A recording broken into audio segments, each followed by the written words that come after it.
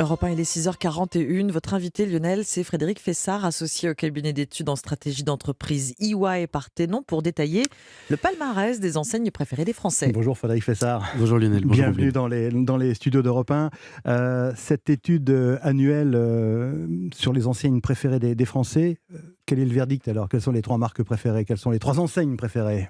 Allez, sans attendre, on a un podium cette année assez inédit. On a Action en première place, enseigne préférée des Français, suivi de Leroy Merlin et Decathlon.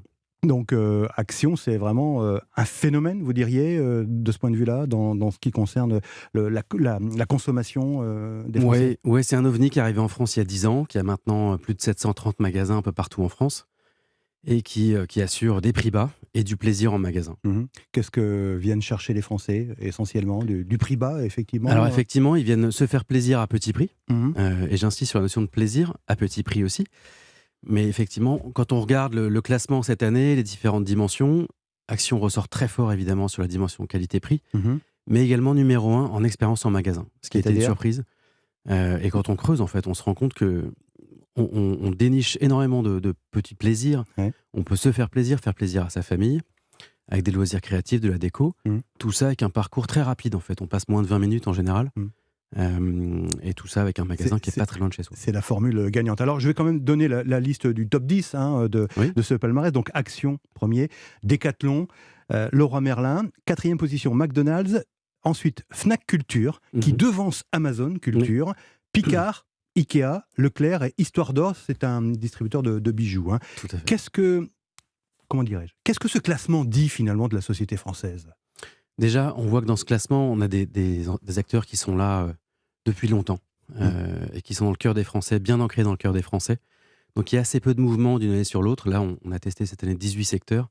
Il y a 3 changements de lauréats dans les 18 secteurs cette année.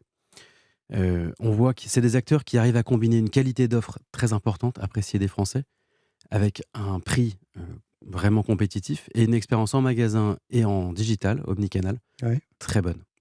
Voilà, c'est les ingrédients du succès. Et vous dites que finalement, les consommateurs sont plus que des consommateurs ou des habitués de ces enseignes ou de ces marques. Vous utilisez même le terme de fan. Voilà, donc c'est vrai que c'est une méthodologie cette année qu'on utilise depuis de nombreuses années. C'est la 14e année qu'on fait cette étude. On mesure le taux de fans. Donc c'est quoi? Ça combine 2 choses. La puissance de l'enseigne, donc la part des Français qui en sont clientes, et le taux de fanatisation des clients. Donc on a d'un côté combien de Français en sont clients, et de l'autre la part des clients qui se disent « moi je suis fan de cette enseigne ». Donc il y a des gens qui sont fans de Decathlon et qui sont fans de Leclerc, qui l'expriment comme ça. Exactement. On leur demande, vous nous avez dit avoir acheté des produits de sport, quelle est l'enseigne dans cette liste que vous nous dites avoir fréquentée, que vous préférez de loin devant les autres? C'est ça qui va mesurer le taux de fans. Alors, il y a un contexte économique et social en France, Frédéric Fessard, face à l'inflation. C'est ce qui explique essentiellement la démarche de consommation des Français vis-à-vis de leurs enseignes préférées. Alors en ce moment, c'est vrai que le contexte est totalement inédit. On a une inflation qu'on ne connaît pas depuis 40 ans. Voilà, on est à 6% d'inflation selon l'INSEE, on est même à 15% sur l'alimentaire, 14% sur l'énergie, donc les Français le voient au quotidien. Et donc les Français font des arbitrages. Dans l'étude, dans le sondage qu'on a mené cette année, on voit que plus de 80% des Français modifient leur comportement d'achat. En premier lieu, en allant chercher les bons plans, les ventes privées, les soldes, les promotions évidemment dans les rayons. Également, un tiers nous disent qu'ils réduisent les volumes. D'accord ? Donc là, ça commence à poser des questions. Et puis, on a un report sur des marques moins chères, notamment les marques distributeurs. Et il y a un fait nouveau, dont on pourra peut-être parler, qui est la montée de la seconde main.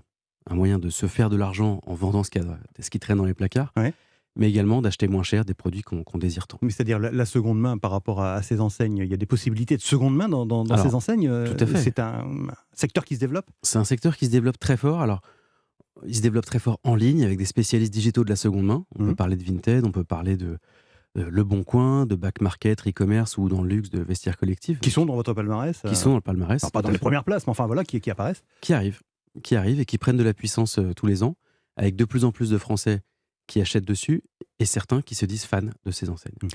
L'aspect, comment dirais-je, l'aspect écolo, l'aspect consommation durable, est-ce que ça entre en ligne de compte de plus en plus également? Et est-ce que les marques qui sont dans votre palmarès s'y attachent, s'y attellent également? Tout à fait.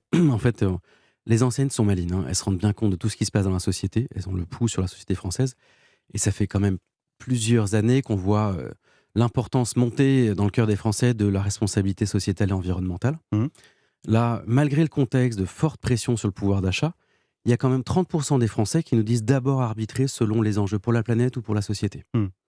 C'est quand même pas rien, 30% des Français qui nous disent ça. Et donc, on voit énormément d'offres arriver sur la responsabilité sociétale et environnementale. Donc, ça veut dire des gammes plus vertes, ça veut dire des magasins plus conscients et plus soucieux de leur empreinte carbone, des chaînes d'approvisionnement plus courtes. Mmh. Et tout ça, en fait, les Français le voient. Néanmoins, ça reste la dimension sur laquelle les enseignes sont le moins bien notées par les Français. C'est-à-dire? Quand on demande aux Français dans quelle mesure ils sont satisfaits sur la confiance, sur le rapport qualité-prix, Mmh.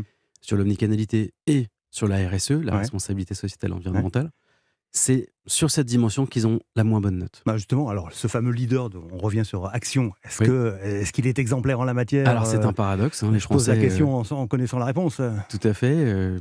Action fait des efforts, mais ça reste quand même... c'est pas le secteur ni l'enseigne qui a la meilleure note, Ouais. clairement, sur la RSE. C'est de la fast consommation, comme on peut Fast dire. Enfin, consommation. j'invente peut-être le terme, mais il y a un peu de ça, quoi, Oui, finalement. oui, non. Hein. Les Français ne sont pas à 100% cohérents. On va Mm. se faire plaisir à certains moments, et puis on va essayer de faire plus attention à son empreinte carbone sur d'autres. Mais parfois, on se lâche. Ouais, Ouais. effectivement, le consommateur est parfois un petit peu difficile à cerner dans ses comportements. En tout cas, c'est très intéressant ce palmarès. J'invite nos auditeurs à aller le retrouver. Merci Frédéric Fessard. Merci d'avoir Avec été plaisir, merci à vous. ce matin sur Europe 1. Je rappelle, vous êtes associé au cabinet de conseil en stratégie d'entreprise EY Parthenon qui publie donc ce palmarès des enseignes préférées des Français. Action, Decathlon et Leroy Merlin. Merci, bonne journée.